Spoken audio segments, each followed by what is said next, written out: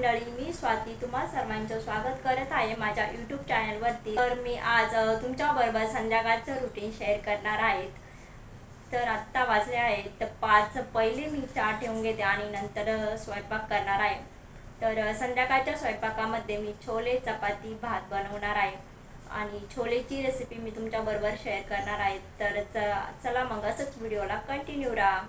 चला तर मग आता मी छोलेची रेसिपी तुमच्याबरोबर शेअर करणार आहे। तर छोलेची रेसिपी बनवण्यासाठी काय काय साहित्य लागतं ते मी काढून घेतले आहे। मोठे कांदे उभे असे कापून घेतले आहेत, मोठा एक टमाटर, 10 ते 12 लसणाच्या पाकळ्या, चिरलेली कोथिंबीर आणि कोथिंबीरच्या ज्या मागच्या काड्या असतात देठ, तर ते अशा प्रकारे बारीक कापून घेतले आहे। चला तर मग आता छोलेची रेसिपी पातेल गरम झाल्यानंतर त्यामध्ये तेल टाकून घेत आहे।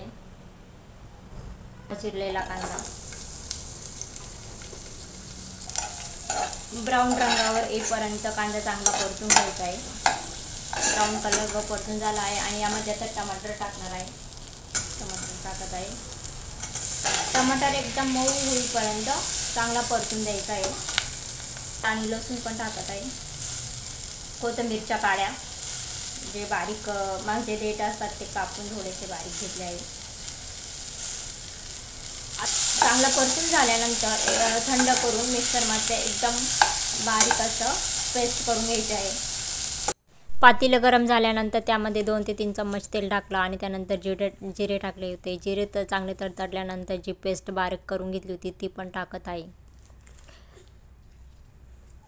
ती टाकून झाल्यानंतर आता 1 ते 2 मिनिटासाठी 2 ते 3 मिनिटासाठी चांगलं परतून घ्यायचं आहे। आणि परतून झाल्यानंतर त्यामध्ये मी छोले मसाला टाकला आहे 1.5 चम्मच आणि त्यानंतर धना पावडर 1 चमचा, अर्धा चमचा हळद आणि थोडासा अर्धा चमचा काळा मसाला। तर चांगलं ते परत 1 ते 2 मिनिटासाठी चांगलं परतून घेतले मसाले। आणि यामध्ये आता 1 ते 2 मिनिटानंतर चांगले परतल्यानंतर त्यामध्ये थोडंसं पाणी टाकत आहे जेणेकरून मसाले डागणार नाही। ते पण चांगलं आता मिक्स करून घेत आहे आणि मिक्स केल्यानंतर परत 1 ते 2 मिनिटासाठी चांगलं परतून घेत आहे। तुम्ही तर बघू शकता मी छोले पहिले उकडून घेतले होते कुकरमध्ये आणि छोल्यामध्ये जे छोले उकडून घेतले आहे तेच पाणी मी ॲड करणार आहे।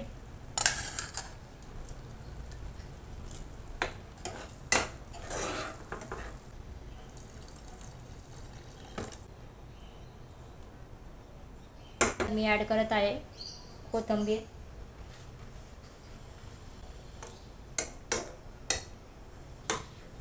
चवीनुसार मीठ ॲड करत आहे।